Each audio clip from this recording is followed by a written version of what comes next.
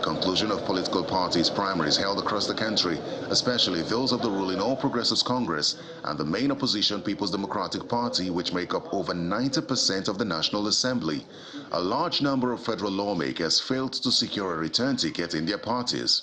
This they attribute to the mode of primaries chosen by the party after the National Assembly rescinded its decision to make direct primaries compulsory for political parties, following the president's refusal to sign the Electoral Act Amendment Bill on that basis, and also shot themselves on the foot when they excluded statutory delegates from party congresses and conventions. For what happened in my primaries is the fact that we have to do primaries with adult delegates, which does not know us. Most of them are not even party members. They were just picked from people that are not working because of the provision of Section 8412, so that the people that are not working, people that have no allegiance to any government.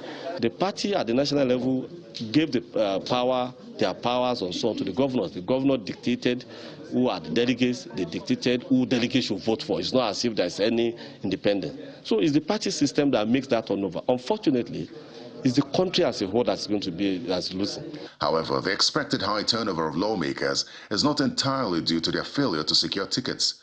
For some, it was simply time to step aside for someone else.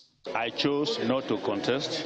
I am not returning by the grace of God because I've done 3 consecutive terms and I think I have some other plans how to spend my time. For others, it was based on their decision to shoot for another office, like the Deputy Senate President, who is the candidate of the APC for the Delta State governorship race. Some members of the House of Representatives had also chosen to run for governor in their respective states, Onofiok Luke for Akwa Ibom State and Abdurazak Namdas for Adamawa State, among others. Some high-ranking lawmakers, as well as some principal officers of both chambers, were also affected. The Deputy Minority Leader of the House of Representatives, Mr. Tobi Okechukwu, and the Senate Majority Leader, Mr. Abdullahi Yahaya, are among the casualties.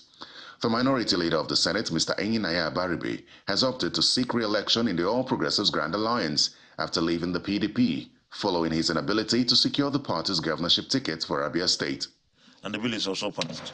The Senate President has a peculiar case. He had chosen to contest for the APC presidential ticket.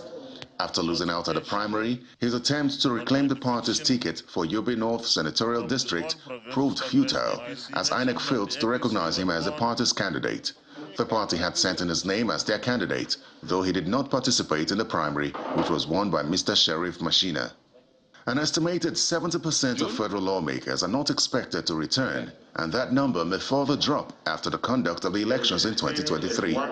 Lawmakers are concerned that this would have a huge implication for the country. The impact of a lot of legislators not coming back is going to be severe on legislative business, especially in the 10th Assembly, because in every issue, experience matters. It's going to draw back Parliament.